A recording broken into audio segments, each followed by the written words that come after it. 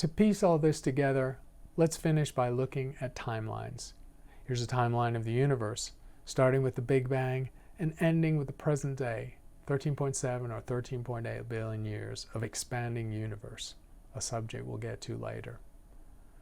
In terms of the timeline of the science itself, we've seen two different epochs that we're talking about.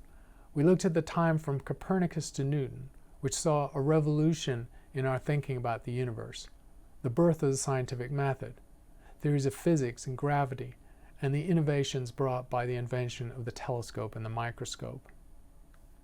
In this more recent period, we're looking at the time from Hutton to Lyell and Darwin, which saw the birth of geology in a 150-year period, the development of chemistry, and the theory of evolution by natural selection, set against a turbulent and dynamic time of the Industrial Revolution in Great Britain. Here's the timeline of the last 700 million years of the Earth, when most of the action actually happened. Remember that before 700 million years ago, when life exploded in its differentiation of forms in the oceans, no life would have been larger than the head of a pin. So all the multicelled creatures, cells with nuclei, colonies of cells, and large exoskeletons and internal skeletons all happen in the last part of the chronology of the history of Earth. It's sort of a crescendo of activity and evolution. Sometimes people represent the life on Earth and its evolution as a spiral going back in time. It's a very evocative image. We can also make a cosmic calendar, and it's a useful way to analogize timescales that are really too long to really intuitively understand. I don't think most people can really understand billions of years, even astronomers who deal with it all the time. But geology, biology, and astronomy all deal with large timescales.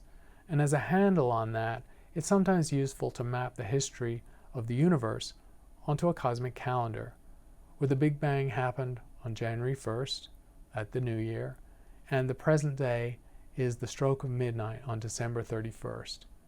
Here you can see the major landmarks in the months where the Milky Way doesn't form until May of this cosmic year. The solar system doesn't form, and the Earth, until September of the cosmic year, and life forms soon afterwards. We have to zoom into that last month of the year, December, to see the major landmarks. We have the development of land plants not until close to Christmas in December of the cosmic year, where the universe starts on January 1st. The dinosaurs are on Christmas, and the emergence of the mammals in the aftermath of the dinosaurs happens after Christmas Day, within the last week of this cosmic year. The compression of events thereafter is incredible. This version of a calendar and a timeline is a very useful way of getting to grips with these ranges, these spans of time that are beyond human experience. Here's another version of this cosmic calendar, and we can see that the events that we care about, the civilization and human history, all occur in the very last part of the last day of this cosmic year.